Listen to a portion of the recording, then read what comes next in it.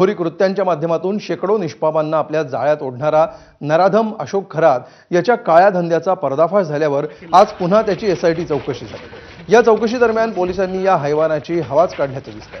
चौकशीनंतर जेव्हा अशोक खरात बाहेर आला तेव्हा आपल्यामध्ये ताकदच राहिली नसल्याचं त्यानं म्हटलं। त्याला धड चालताही येत नव्हतं। यावेळी नाशिक जिल्हा आणि कायद्याचा बालेकिल्ला अशा घोषणा देण्याचा प्रयत्न त्याने केला, मात्र अनेक महिलांचं आयुष्य बर्बाद करणाऱ्या खरातचा पोलिसांनी चांगलाच समाचार घेतलाय।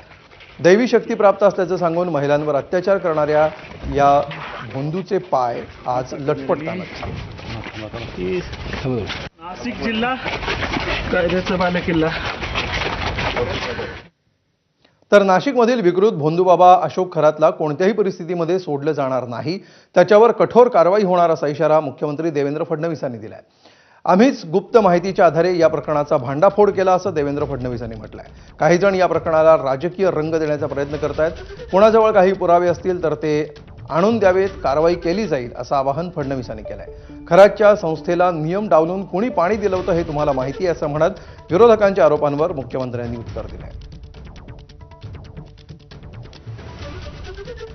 या संपूर्ण प्रकरणाची अत्यंत वरिष्ठ स्तरावर मॉनिटरिंग होते आहे। स्वतः डीजींना मी सांगितलेलं आहे की त्यांनी याचं मॉनिटरिंग करायचं आहे। याच्यामध्ये एसआयटी तयार केलेली आहे।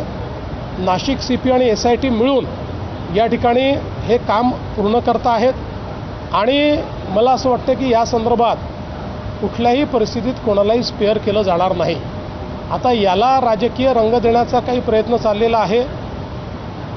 कोणाजवळ काही पुरावा असेल तर त्यांनी तो निश्चित आणून द्यावा, त्याच्यावरही कारवाई होईल। हा महिलांच्या डिग्निटीचा प्रश्न आहे। अशा प्रकारे आपल्या तथाकथित शक्तींचा उपयोग करून महिलांना भरीस पाडणं यापेक्षा वाईट गुन्हा असू शकत नाही।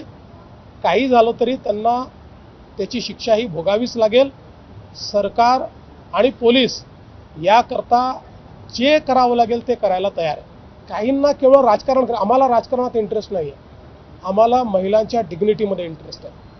आम्हाला ज्या महिलांच्या सोबत त्यांनी दुर्व्यवहार केला आहे त्या प्रत्येक महिलेला न्याय दिल्याशिवाय आम्ही शांत बसणार नाही। तर अशोक खरातच्या भोंदूगिरीमध्ये सत्ताधारी सहभागी असतील तर सर्व राजकारण्यांना सहआरोपी